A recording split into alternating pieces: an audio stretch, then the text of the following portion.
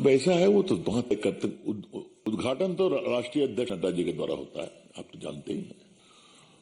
आमोद जी,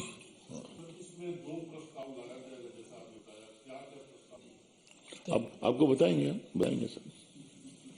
कोई आप रविंदर जी, पहले ये वाला एक बार, पहले इस बारे में पूछ लेते, फिर उसके बाद सुजीत जी।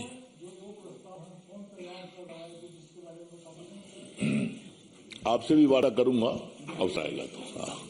हाँ विनीत,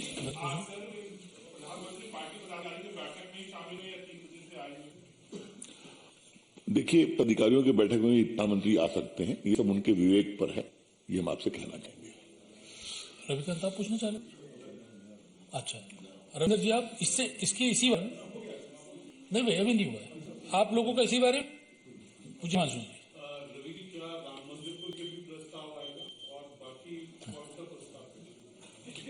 आपका कोई सवाल है? नहीं, अलग नहीं, पहले इस बारे में हुई आपका, इस बारे में ठीक है। रविंद्र पूछिए। दो सवाल, एक है कि चुनावी बॉन्ड को लेकर सुप्रीम कोर्ट ने जो फैसला लिया है, आपके उस कानून को ही असंवैधानिक करार दिया है, और जो भी आरोप लगाया जा रहा है कांग्रेस की तरफ राजनीतिक घूस लेकर बीजेपी इस बॉन्ड को लेकर आई, पहला सवाल। और दूसरा है कि एक वीडियो वायरल हुआ है, इसी बारे में एक एक पूछिए ना, पहले इसके जी। मुझे लगता है कि पर काफी मित्रों का सवाल होगा, तो मैं पार्टी की ओर से एक आरंभिक टिप्पणी करता हूं, क्योंकि औपचारिक टिप्पणी इस पूरे जजमेंट को पढ़ने के बाद आई जाएगी। Since the judgment is of a constitution bench running into hundreds of pages, it requires a comprehensive study and thereafter a structured reply. तो ये आपसे हम बहुत विनम्रता से कहना चाहेंगे कि जो सुप्रीम कोर्ट के संवैधानिक पीठ का यह फैसला है, अतः पार्टी की ओर से और संभवतः सरकार की ओर से आवश्यकता पड़ेगी तो इसका सुविचारित टिप्पणी की जाएगी। जब मैं पार्टी के राष्ट्रीय मंच पर बैठा हूं तो कुछ बातें हम कहना चाहते हैं। ये निर्णय एक बहुत ही प्रामाणिक उद्देश्य के लिए लाया गया था।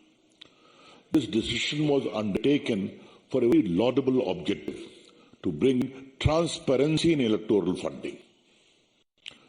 चुनाव में पारदर्शिता हो फंडिंग में, इसके लिए लाया गया था। चुनाव में कैश का प्रभाव कम हो, उसके लिए भी लाया गया था। इस बात को समझना बहुत जरूरी है। और हमारे जितने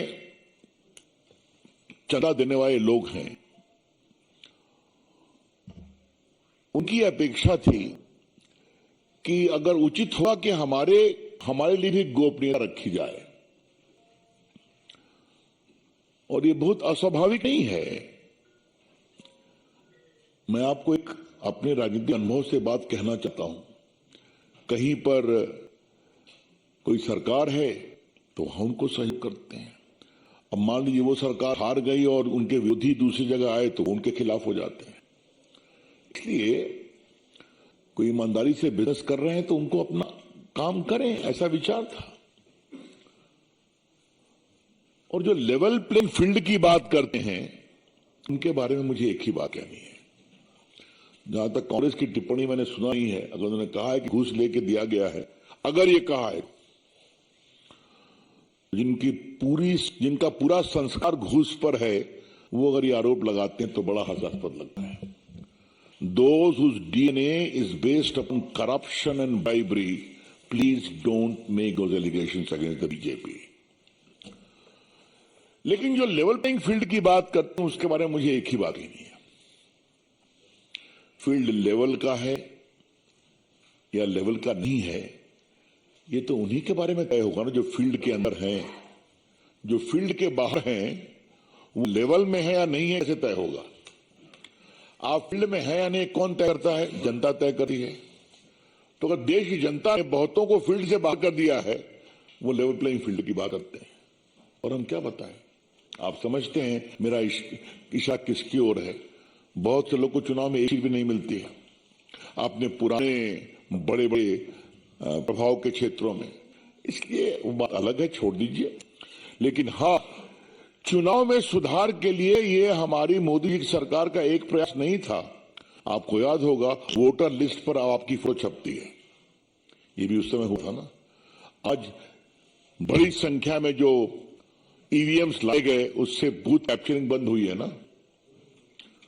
जिस प्रदेश से मैं आता हूं, वहां तो जब 10-15 लाख नहीं गिरती थी तो चुनाव होना ही नहीं था। वो अतीत की बात है ना। और भी कई तरीके से चुनाव में सुधार के जितना प्रयास करना है वो काफी किया गया है। ये भी उसी प्रामाणिक प्रयास में चुनाव को पारदर्शी बनाने का प्रयास था।